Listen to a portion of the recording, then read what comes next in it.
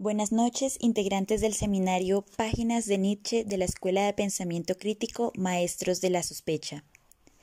A continuación, ofreceré una síntesis tanto de la lectura como de lo conversado a partir de los apartados 16, 17, 18 y 19 del texto El Anticristo de Nietzsche. Para comenzar, me gustaría traer un fragmento de Rafael Gutiérrez Girardot, quien afirma que en este texto Nietzsche nos lleva a un combate en nosotros y fuera de nosotros, que inevitablemente implica identificaciones. Así, Nietzsche invita a una radicalidad del pensamiento que consiste en poner en tela de juicio lo consabido, lo aceptado, lo consagrado, en preguntar elementalmente por la legitimidad de todo ello. Esto exige una actitud antidogmática, la libertad de una ruptura con la lógica del sentido común que espera una simple concatenación y que carece de capacidad de captar pensamientos que señalen los límites de los dogmas, es decir, de esas opiniones consagradas. En estos apartados, Nietzsche cuestiona la herencia, y en esto se encuentra con Freud en El porvenir de una ilusión, quien afirma que los principios religiosos son principios y afirmaciones sobre hechos y relaciones de la realidad exterior o interior en los que se sostiene algo que no hemos hallado por nosotros mismos y que aspiran a ser aceptados como ciertos. Los seres humanos somos introducidos al mundo con las creencias que nos heredan otros, y estas creencias heredadas no solo tienen una historia en nuestra individualidad, sino que se tejen a través del paso del tiempo en lo colectivo. Con la apertura al cuestionar eso que hemos heredado, me gustaría invitarlos a recorrer el texto a partir de 4 puntos. El primer punto estaría referido a esa concepción de Dios como resultado del sentimiento de agradecimiento de un pueblo hacia sí mismo y de sus propias necesidades, como una respuesta a esa necesidad. Desde el comienzo de los tiempos, el ser humano ha buscado crear mundos que respondan a la falta que percibe en sí mismo, que llenen los vacíos y calmen la angustia y el vértigo de hallarse frente a la naturaleza que lo habita y que lo rodea y que le resulta incomprensible. En Occidente, la existencia de un Dios se constituyó como una explicación definitiva del sentido de la realidad, y todas las demás explicaciones del mundo quedaron relegadas a ser secundarias frente a esa verdad incuestionable. Dios es la respuesta a todas las preguntas, una respuesta repetitiva y reiterativa que cierra la posibilidad misma del preguntarse. Nietzsche hace hincapié en esta impotencia de poder, que es someter la voluntad propia a una voluntad externa, incuestionable, incomprobable, que plantea la ficción de una recompensa ulterior y acabada, que está más allá del presente, del aquí y el ahora, imposibilitando que la humanidad se mire, se piense, se dé sentido a sí misma, asumiendo la construcción de la verdad desde su voluntad de poder y desde el riesgo de su libertad. Así, lo que plantea Nietzsche y que aparece también como telón de fondo en Freud y en Marx es que Dios está hecho a la medida de las necesidades y cuestionamientos de los seres humanos y no al contrario. El segundo punto está referido a la ambigüedad de Dios. Este Dios hecho a la medida de las necesidades de la humanidad debe poder ser amigo y enemigo, debe amarse y debe temerse, es decir, debe ser el reflejo de la complejidad de lo humano, debe poder ser comprendido atribuyéndole emociones humanas como la ira, la bondad, la venganza, el amor, pero también debe ser tan misterioso e impredecible como lo somos nosotros mismos. Freud propone que esto puede explicarse por la relación entre el complejo paterno y la impotencia y necesidad de protección del hombre. En el texto que estamos trabajando en el seminario Páginas de Freud, en El porvenir de una ilusión, Freud establece precisamente que esto se halla en la relación del niño con el padre, que entraña una ambivalencia. El padre inspira tanto temor como cariño y admiración. Y continúa Freud diciendo que todas las religiones muestran esos signos de ambivalencia de la relación con el padre, la de un niño necesitado de protección contra los temibles poderes exteriores que crea sus dioses a los que, a pesar de temerles, encarga su protección, y concluye que la nostalgia de un padre y la necesidad de protección contra las consecuencias de la impotencia humana son la misma cosa.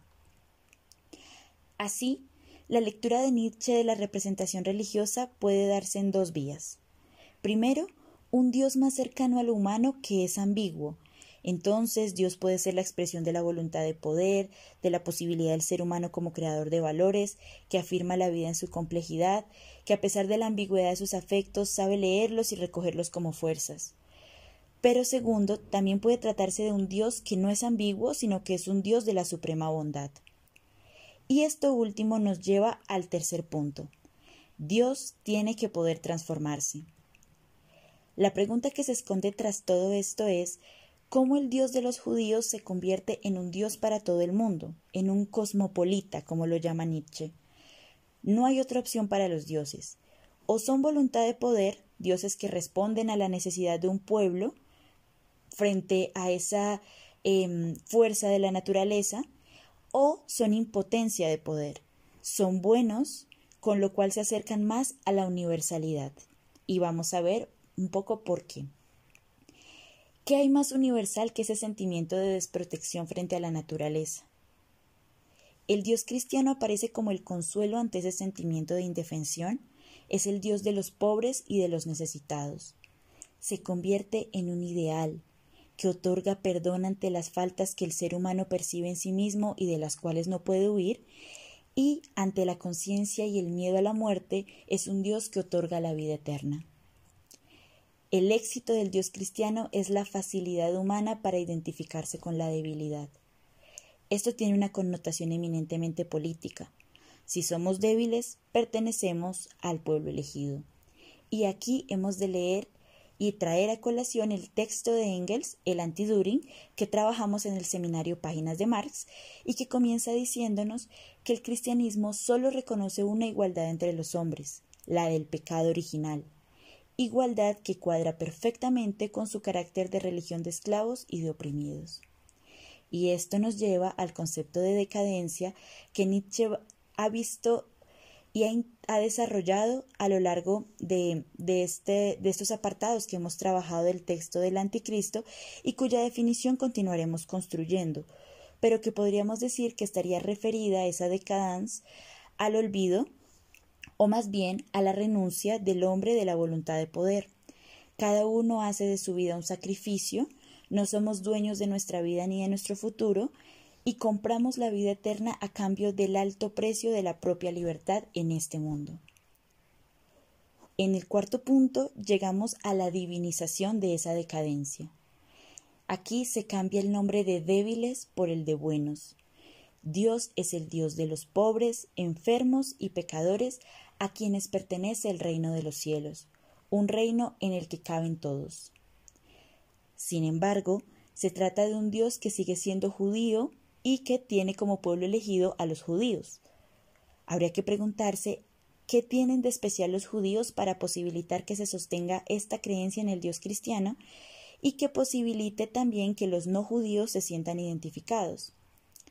Hannah Arendt podría darnos luces frente a este tema en su texto Los orígenes del totalitarismo, donde plantea con gran profundidad algo que diré a grandes rasgos, que el pueblo judío, un pueblo sin territorio propio y cuya historia ha estado caracterizada, según su propio relato, por un vagar por el mundo, es un pueblo que encarna una víctima propiciatoria que ha trascendido todas las fronteras y que no se adscribe necesariamente a ningún estado-nación en particular. Su reino está en otro mundo.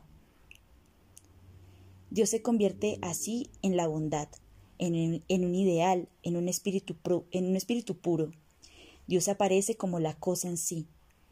Y aquí Nietzsche plantea de nuevo una crítica implícita a Kant. Se hace entonces una telaraña conceptual para seguir sosteniendo la idea de un mundo del puro bien donde no hay lugar para el conflicto. El Dios católico, como supremo bien, negaría el conflicto y por tanto la vida. Por esto, para Nietzsche, este concepto de Dios es el más corrupto. Es la contradicción de la vida en donde el en sí se localiza fuera del individuo, en el más allá, en la metafísica. Se diviniza la nada, declarando una hostilidad a la voluntad de vivir. Todo esto, como lo hemos visto a lo largo de todos los seminarios de la Escuela de Pensamiento Crítico Maestros de la Sospecha, no tiene nada de natural, no apareció de la nada y por tanto es posible pensarlo. Ese es el sentido de lo que estamos haciendo. La voluntad de poder viene de no repetir las respuestas que hemos heredado a las preguntas que no nos hemos planteado, sino de atreverse desde la propia singularidad a buscar las propias respuestas. Si se aceptan valores solo porque son históricamente reconocidos como valores, porque los hemos heredado, porque es aquello que hemos aprendido desde nuestra infancia, y esos valores no provienen de la creación propia, nos condenamos a no vivir auténticamente, a negar esta vida, la que vivimos en este mundo, y a aspirar a una vida en el más allá. Muchas gracias. Feliz noche.